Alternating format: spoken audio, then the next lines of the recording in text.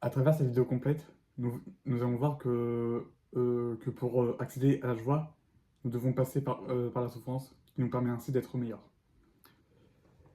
Dans le short que j'avais sorti précédemment, j'avais défini ce que c'est la joie et d'où ce mot vient. Toutefois, j'aimerais quand même préciser un peu plus sur le sens de ce mot dans l'œuvre La vie de Saint Alexis, paru vers 1150.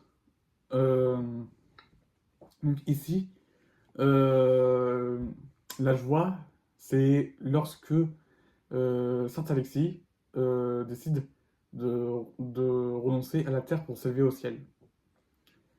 Voilà. Et du coup, dans cette vidéo, nous allons parler de la joie à, à travers les trois religions monothéistes, puis sur les courants philosophiques qui m'ont, pour moi, le plus eu d'impact dans le monde.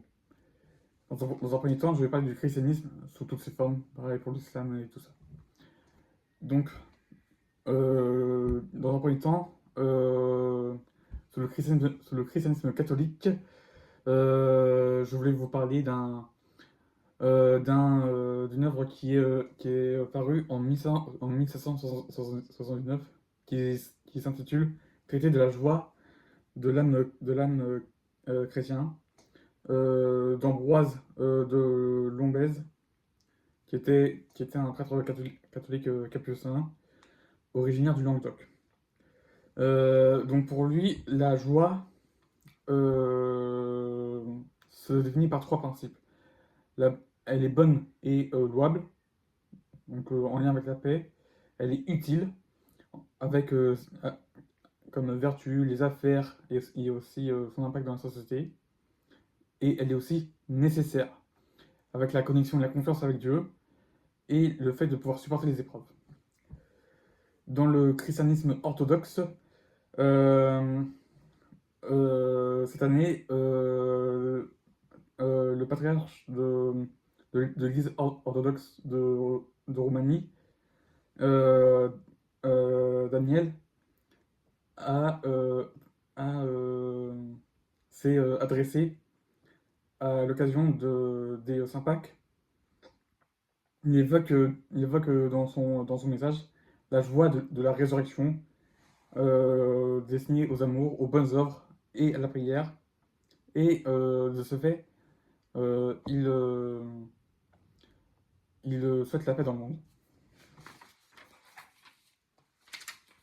Ensuite, en ce qui concerne en ce qui concerne le protestantisme, est sorti un article d'Emmanuel van der Does en 2013 qui s'intitule Qui dit la Bible sur la joie.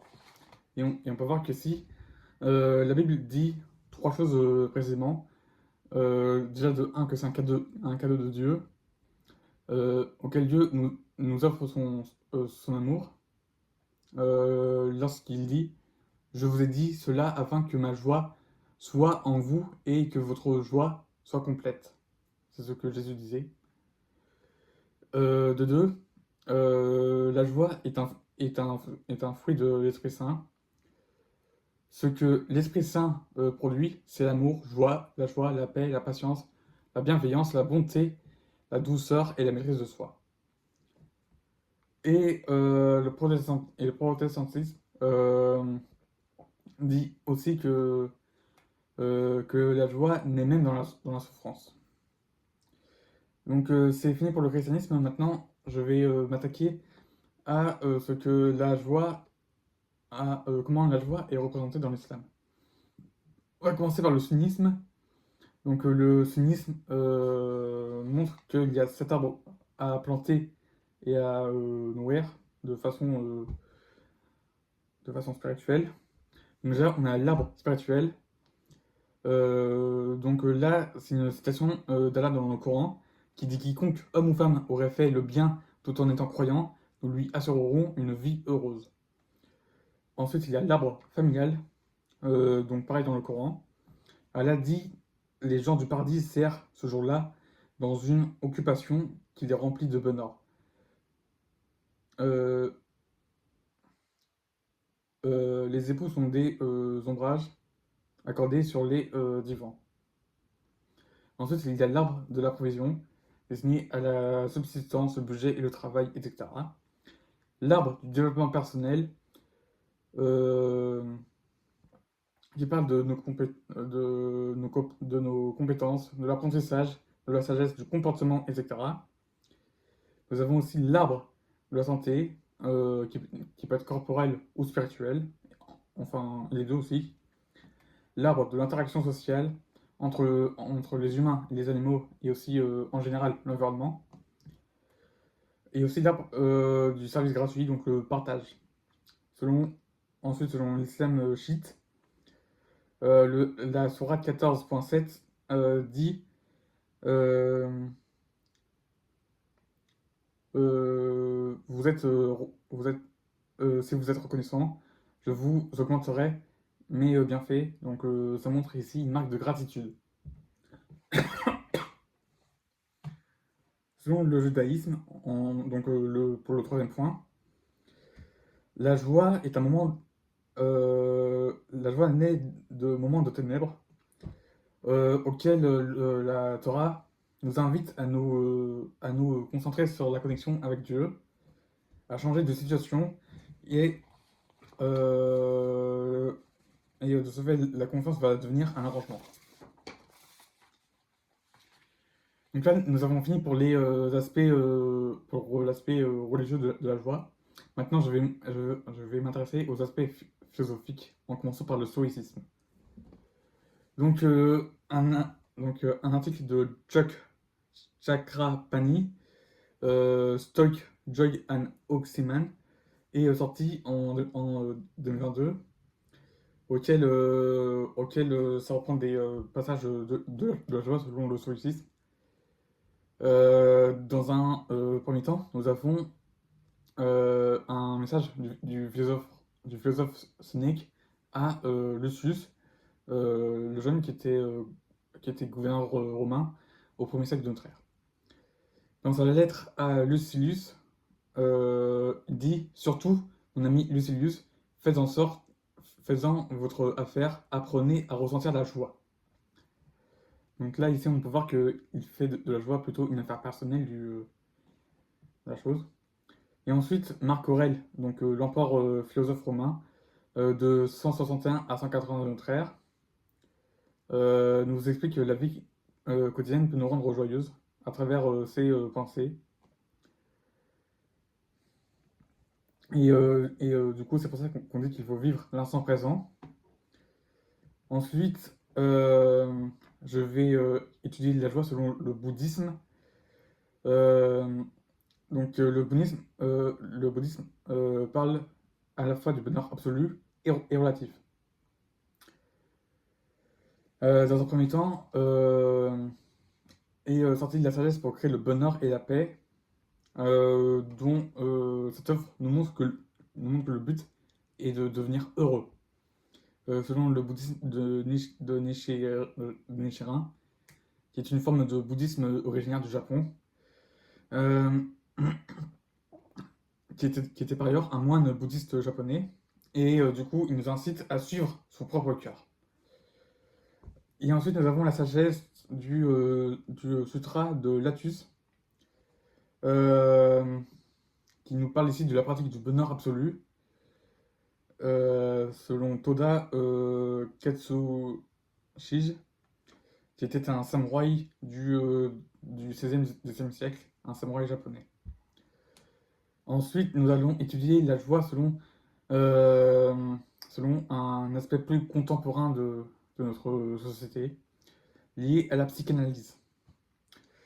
Donc déjà, j'aimerais parler d'un œuvre d'Ignacio Garate Martinez, paru en 2001, qui s'appelle La joie et sa fonction, la limite à la jouissance. Ici, il nous dit deux choses principales. Avoir envie de ce qui est dépourvu, euh, auquel, auquel il fait référence au, au banquet de Platon, qui est paru vers 380, donc un philosophe grec, auquel il nous dit l'objet du désir pour celui qui éprouve ce désir est quelque chose qui n'est pas à sa disposition et qui n'est pas présente. Donc, du coup, là, on peut en conclure que sans cette citation, notre désir n'est pas là et que, du coup, pour l'avoir éventuellement, il faut se battre un peu. Et ensuite, selon une comédie de Torrance, qui était un poète latin,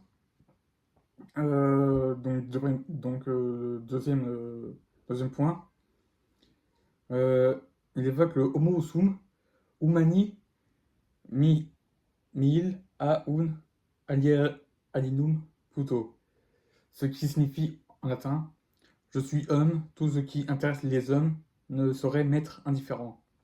Donc ici, il reconnaît le manque et la douleur d'exister. Et aussi, troisième point que j'avais oublié, donc la psychanalyse parle aussi de la jubilation première de réitérer la trace. Donc ici, il parle de la jouissance. Donc pour conclure, j'ai découpé cette conclusion en trois parties. Là, du point de vue religieux, euh, je dirais que le point commun avec toutes les religions, c'est que les dieux veillent sur leurs croyants, que ce soit selon le christianisme, l'islam ou le judaïsme. Le christianisme, on a surtout un enjeu plutôt sur la société, à propos du travail, des affaires, etc. Et selon l'islam, le judaïsme et même le protestantisme, on peut voir que c'est plus centré sur la personne que sur le monde du travail. Ensuite, selon mon point de vue, donc deuxième partie, la joie doit être présente à chaque instant. Il est important de suivre nos propres valeurs, nos propres projets, nos propres envies. Et pour moi, il faut nécessairement passer par la souffrance. Donc la souffrance, ça peut être une trahison, une rupture amoureuse, un deuil, etc.